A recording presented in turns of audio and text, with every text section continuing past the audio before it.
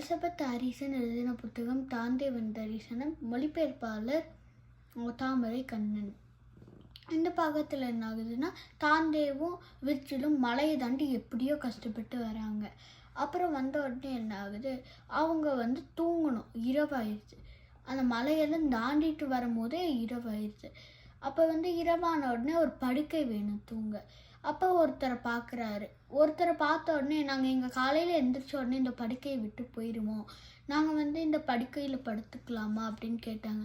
தாராளமாக அப்படின்னு அவர் சொல்கிறாரு. அந்த படுக்கையோட பேர் இளவரசனின் படுக்கை. அதுக்கடுத்தது அவங்க 2 பேரும் படுக்கிறாங்க. அந்த படுக்கையில் நல்ல நறுமணம் வருது. அப்படியே படுத்த உடனே தூக்கம் வர மாதிரி இருக்குது. அதுக்கு மேலே தாண்டே பார்க்குறா ஸ்டார்ஸை. அந்த ஸ்டார்ஸ்லாம் பார்த்த உடனே அவன் தந்தையோட ஞாபகம் வருது.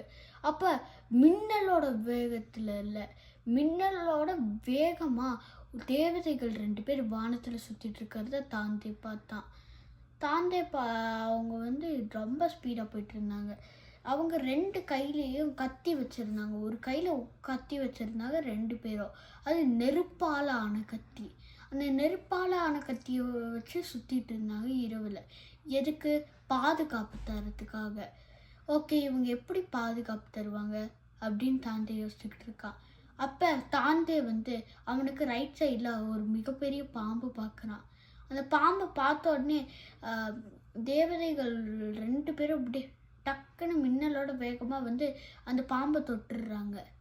தொட்ட உடனே பாம்பு செத்து போயிடும் அப்படின்னு தான் நீங்கள் எல்லாம் நினைப்பீங்க. இல்லைன்னா இறந்துடும், இல்லைன்னா தீ மாதிரி கருகி போயிடும் அப்படின்னு தான் நினைப்பீங்க. அது மாதிரி இல்லை, தேவதைகளுக்கெல்லாம் கொஞ்சம் நல்ல மனசு இருக்க போல் அந்த பாம்பு என்ன செய்யணுமோ அதுக்கு ஆப்போசிட்டாக செஞ்சு அப்படியே அதை வீட்டுக்கே திருப்பி போச்சு. அதுக்கடுத்து தாந்தேக்கு பாதுகாப்பாக உணர்ந்து அவனுக்கு நல்ல தூக்கம் வருது. அவன் தூங்கிட்டான். காலையில் எழுந்திரிச்சு பார்க்குறான். பார்த்தா ஃபுல்லாக அவன் பட்ட இடத்துல ஃப்ளவராக இருக்குது. எப்படிரா ஒரே நைட்டில் எப்படி ஃப்ளவர் வளரும் அப்படின்னு தாந்தே யோசிக்கிறான். அப்புறம் மேலே எழுந்திரிச்சு பார்த்தா அவனுக்கு தெரியுது, நம்ம நேற்று படுத்த இடம் இல்லை இது, அவன் படிக்கையும் இல்லை இந்த இடத்துல, நம்ம நேற்று படுத்த இடம் இல்லை இது, எப்படி நம்ம இங்கே வந்தோம் அப்படின்னு விர்ச்சுவல்கிட்ட கேட்குறான். லூயிஸா அப்படின்னு